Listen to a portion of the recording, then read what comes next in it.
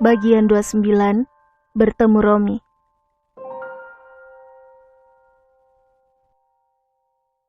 Arya membuka matanya. Ia terjaga dari tidurnya setelah semalam ia bertengkar dengan Nia. Jarum jam menunjukkan pukul 8 pagi. Astagfirullah. Ia mengusap wajahnya dengan kedua telapak tangannya. Ia menyesal telah melewatkan sholat subuh. Seperti baru tersadar atas kejadian semalam, ia menatap lemari yang masih terbuka. Di bagian baju Nia telah kosong. Tak ada lagi pakaian yang tersusun rapi. Arya menghela nafas. Ia merasa telah bersikap keterlaluan terhadap Nia. Amarah telah membuatnya jadi orang yang tidak bijaksana lagi. Entah kenapa rasa cemburu itu membuatnya tak bisa berpikir dengan jernih. Arya meraih ponselnya, kembali menatap foto berdua Nia dengan Romi. Kenapa harus begini? Apakah benar Nia telah mengkhianatinya? Bagaimana jika ada orang yang sengaja memfitnah Nia? Arya mengacak-ngacak rambutnya. Ia benar-benar tak mengerti. Ia melirik pakaian kerjanya masih melekat di tubuhnya. Bahkan semalam ia sampai lupa berganti pakaian karena marah. Dengan malas ia melangkah ke kamar mandi, membersihkan dirinya. Biasanya sarapannya sudah tersedia di meja sebelum ia mandi. Bajunya sudah tersetrika dengan rapi sebelum berangkat bekerja. Hari ini itu semua tak ada. Apalagi sekarang Anita juga keluar kota untuk menghadiri bedah buku dan launching novelnya yang baru. Hanya ayah dan ibunya di rumah.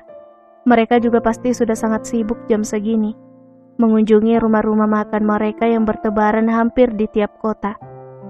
Arya memutuskan untuk tidak ke rumah sakit. Ia tak mungkin bekerja dalam kondisi seperti itu. Pandangannya beralih ke atas meja. Ponselnya bergetar. Nama Romi terpampang di layar ponselnya. Sebenarnya ia enggan untuk menjawab, tapi ia juga tidak ingin jika Romi tahu masalah mereka. Tapi untuk apa ia menelpon? Bisik Arya dalam hati. Dengan malas ia menggeser tanda telepon berwarna hijau itu. Ya, halo, assalamualaikum Rom. Ucap Arya mencoba berbicara senormal mungkin. Maaf dok, tadi aku telepon Nia tapi tak diangkat. Ada file penting yang harus aku ambil di laptopnya. Tolong beritahu Nia. Ucap Romi terburu-buru. Tapi Nia tidak ada di sini, Rom. Jawab Arya singkat. Loh, bukannya kalian liburan di Singapura bersama? Tanya Romi dengan nada heran. Tentu saja membuat Arya terkejut. Oh, itu Rom. Nia pergi sendiri. Tukas Arya menyembunyikan keterkejutannya. Astaga, dok, kok dokter izinkan Nia pergi sendirian sih? Nia kan sedang hamil. Terdengar nada kesal dari ujung telepon. Sudah kularang sih Rom, tapi dia ngotot. Jawab Arya berbohong. Ya sudah, dia memang keras kepala. Jangan beritahu mamanya ya. Bisa-bisa mamanya pingsan lagi kalau tahu Nia ke Singapura sendirian. Ucap Romi menutup telepon. Arya terdiam. Ia tidak menyangka kalau Nia akan senekat itu. Ia mulai panik. Kekhawatiran mulai muncul di benaknya. Bagaimana kalau terjadi sesuatu pada Nia? Berulang kali ia mencoba menghubungi ponsel Nia tapi tidak aktif. Arya semakin khawatir. Ia menyesal telah bersikap kasar terhadap Nia. Bukankah istrinya sekarang telah mengandung?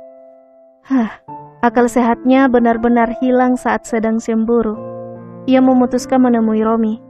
Ia ingin memperjelas semuanya. Ia tak ingin terus dipenuhi kecurigaan. Ia mengirim pesan pada Romi untuk bertemu di jam makan siang dan Romi setuju. Di sebuah resto mewah mereka bertemu. Wajah Arya tampak tegang, sementara Romi dengan santainya memeluk dokter Arya kemudian memesan makanan. Ada apa dok? Tanya Romi setelah agak lama ia melihat Arya hanya terdiam. Maaf Rom, ini mungkin agak sensitif, tapi aku harap kamu mau menjawab dengan jujur. Ucap Arya dengan suara bergetar mencoba meredam amarahnya yang tiba-tiba memuncak. Ya, selama saya bisa bantu, saya akan bantu dok. Ada apa? Tanya Romi heran dengan sikap Arya yang tak seperti biasanya. Ini Rom, Arya menyodorkan ponselnya ke arah Romi dengan mata memerah.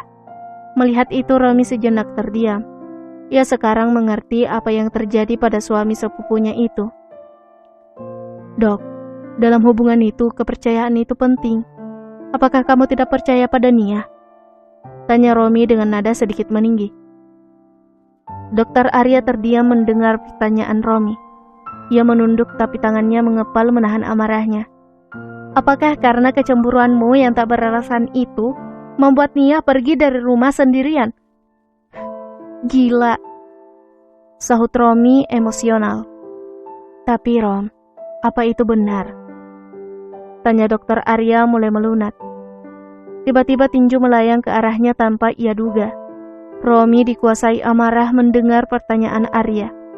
Lelaki itu terkejut mendapatkan pukulan yang sama sekali tidak ia duga. Aku kira kamu itu orang yang cerdas, Dok. Lalu kenapa kamu begitu percaya hal-hal seperti ini tanpa menelusurinya terlebih dulu? Sahut Romi masih emosi. Sementara Arya hanya mengusap wajahnya yang lebam karena tinju Romi. Darah segar menetes dari sudut bibirnya. Dok, seharusnya kamu cari tahu dari mana sumber foto ini, teriak Romi. Nia itu seperti adikku sendiri. 3 bulan lalu di kafe, kami bersama menemui klien, tapi karena kopi tumpah di tangannya jadi aku menolongnya. Dan juga foto satunya, apakah kamu tidak tahu kalau kemarin ia pingsan karena kelelahan? Aku memapahnya ke ruangannya. Jelas Romi terduduk di kursinya. Semua mata tertuju pada mereka. Penyesalan terlihat jelas di wajah Arya. Ia telah begitu bodoh percaya begitu saja terhadap apa yang dia lihat di foto. Bukankah semua itu bisa diedit? Astagfirullah. Tanpa pamit, Arya langsung berlari meninggalkan Romi yang masih syok dengan tuduhan Arya padanya. Ia menatap kepergian Arya dengan gemuruh yang tertahan di dadanya. Arya tidak sabar untuk segera menyusul Nia ke Singapura. Ia ingin minta maaf pada istrinya. Aku mencintaimu, Nia. Aku mencintaimu. Tangis hati Arya. Tanpa mau mengulur waktu, Arya memesan tiket ke Singapura. Pikirannya benar-benar dipenuhi penyesalan. Menyesal karena kepercayaannya yang rapuh pada istrinya sendiri. Pada wanita yang membuatnya melupakan cinta masa lalunya demi bersamanya. Pada wanita yang telah mendekap dirinya dalam tangis meskipun belum mahram. Pada wanita yang telah memberinya kebahagiaan yang tak pernah bisa terganti. Tanpa membawa apa-apa langsung ke bandara karena sebentar lagi jadwal take out pesawat yang dipesannya sudah hampir tiba. Ia tak mau menunggu lagi untuk segera meminta maaf pada istrinya. Ia berharap Nia mau memaafkannya. Bersambung.